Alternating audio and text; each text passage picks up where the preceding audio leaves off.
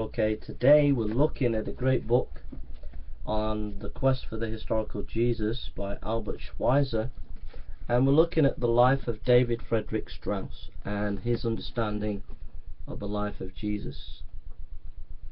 So that's what we're looking at, and so we're reading from this book. In order to understand Strauss, one must love him. He was not the greatest and not the deepest of theologians, but he was the most absolutely sincere.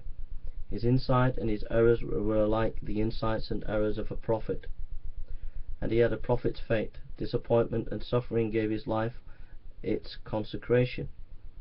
It unrolls itself before us like a tragedy, to which in the end the gloom is lightened by the mild radiance which shines forth from the nobility of the sufferer.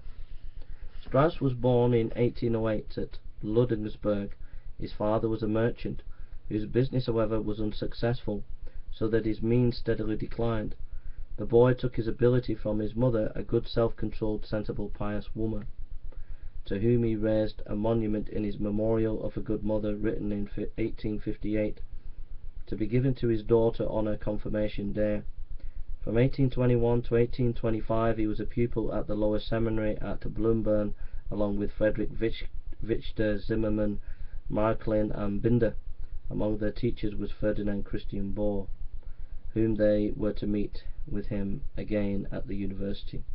His first year at the university was uninteresting, as it was only in the following year that the reorganization of the theological faculty took place, in consequence of the appointment of Bohr.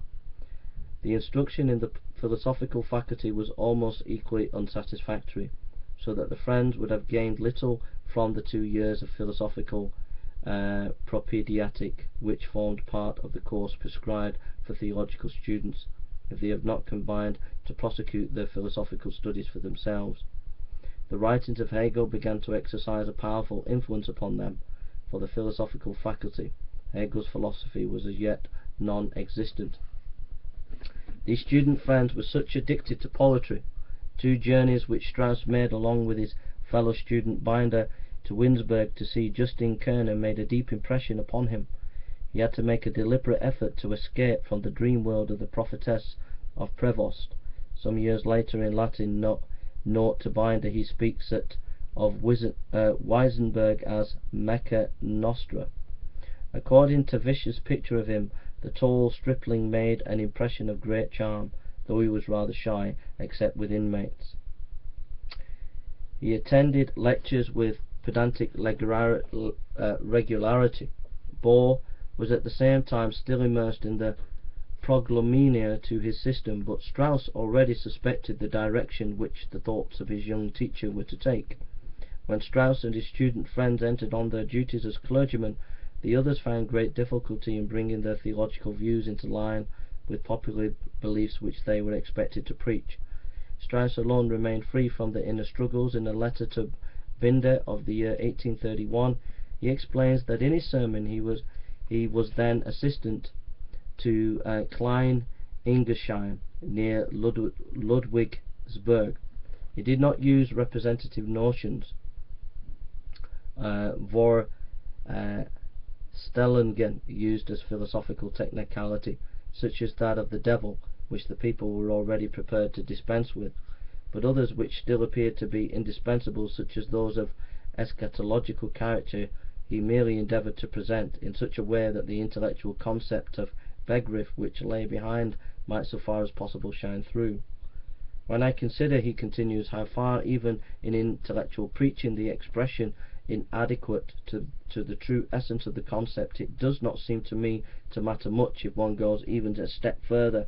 I at least go about the same matter without the least scruple, and cannot ascribe this to a mere want of sincerity in myself. That is Hegelian logic. End of quote of Strauss there. That is Hegelian logic. After being for a short time deputy professor at Melbourne, he took his doctor's degree with a dissertation on the restoration of all things, Acts 3:21. This work is lost. From his letters it appears that he treated the subject chiefly from the religious historical point of view.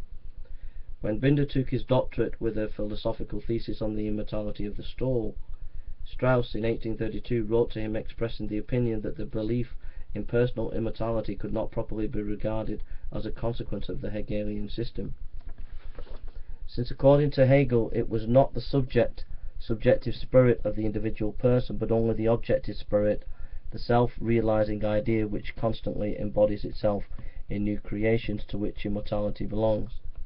In October 1831 he went to Berlin to hear Hegel and Schleiermacher. On the 14th of November, Hegel, whom he had visited shortly before, was carried off by cholera. Strauss heard the news of Schleiermacher's house from Schleiermacher himself, and is said to have exclaimed with a certain want of tact, considering who his informant was, "And it was to hear him that I came to Berlin." There was no satisfactory basis for a relationship between Schleiermacher and Strauss. They had nothing in common. That did not prevent Strauss' Life of Jesus being sometimes described by opponents of Schleiermacher as a product of the latest philosophy of religion. Indeed, as late as the 60s, Tholuck thought it necessary to defend the memory of the great theologian against this reproach. As a matter of fact, the plan of the Life of Jesus arose during Strauss' intercourse with Vatke, to whom he felt himself strongly drawn. Moreover, what was first sketched out was not primarily the plan of the Life of Jesus, but that of a history of the idea of primitive Christianity, indeed to serve as a standard by which to judge ecclesiastical dogma. The Life of Jesus was originally designed, it might almost be said, as a mere prologue to this work, the plan of which was subsequently carried out under the title Christian Theology in its historical development and in its antagonism with modern scientific knowledge, published in 1840 to 1841. When in the spring of 1832 he returned to Tübingen to take up the position of repentant in the theological college,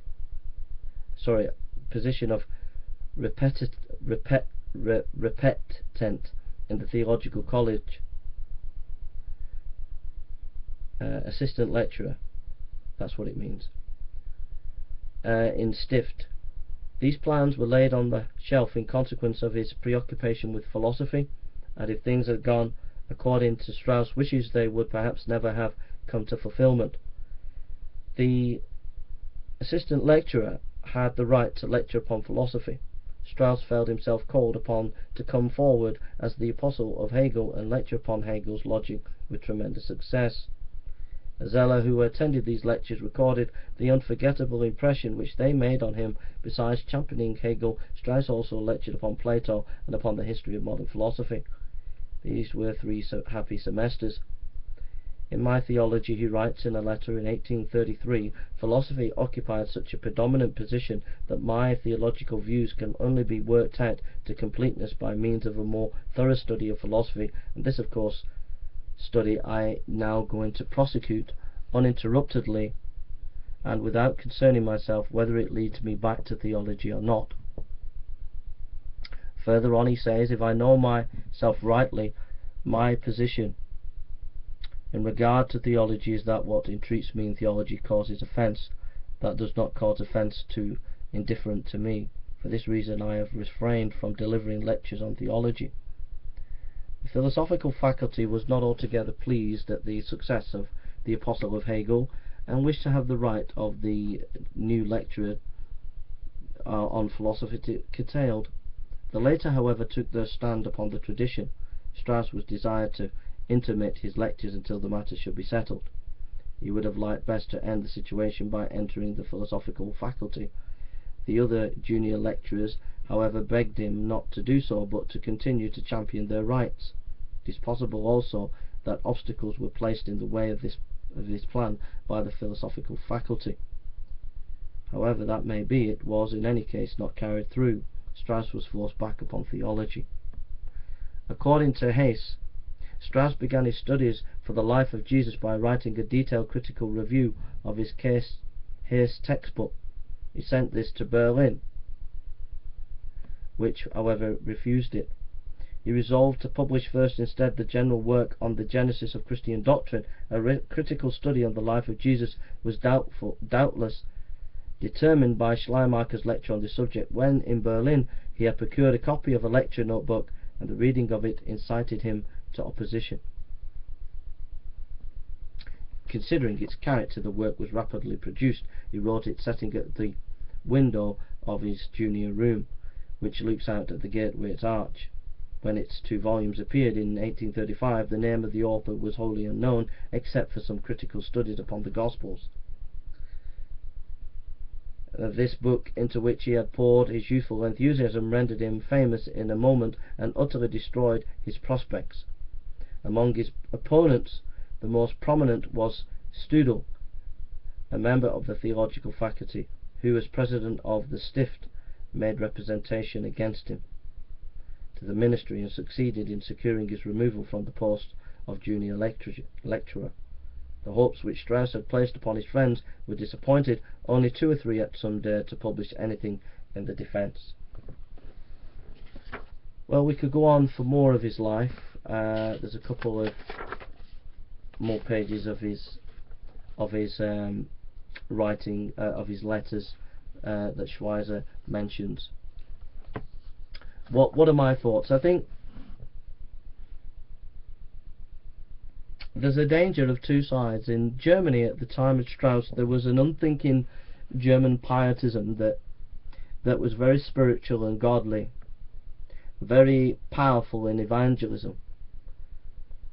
And there were a few scholars of that ilk who were quite intellectual, but there seems to be an anti-intellectualism amongst some pietists.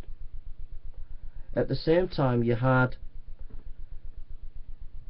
a growing youth that were interested in philosophy and in culture, and they imbibed that philosophy and culture, and they used that to critique Christianity and made shipwreck of their faith.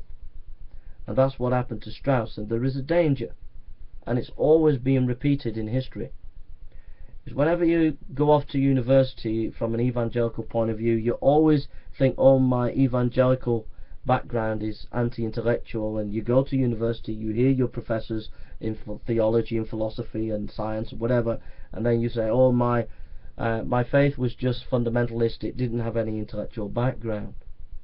But what actually happens when you go and imbibe the new learning, it actually overturns your faith and you lose faith. What I would say is Christianity is not anti-intellectual. Some of the great scholars have managed to be able to maintain a trust in the Bible and to do impeccable scholarship, but yet based in the Word of God. An example of that is Adolf Schlatter.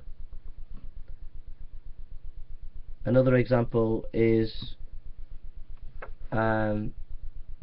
Theodore Zahn or Robert Dick Wilson.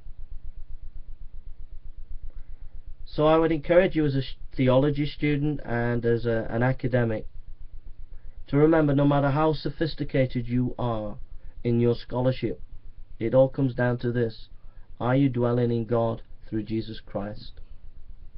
Are you living the life of God in Him as a scholar? And is your life being poured out in worship and prayers to Jesus? Because if you're just a scholar where you're just playing with language and ancient documents, then at the end of the day it's all meaningless and purposeless, and you will be lost in a mounting of it, and you will lose your way, because you have lost the way, the truth and the life, and His name is Jesus. Thank you for listening, and I hope this life of Strauss was a blessing to you. God bless.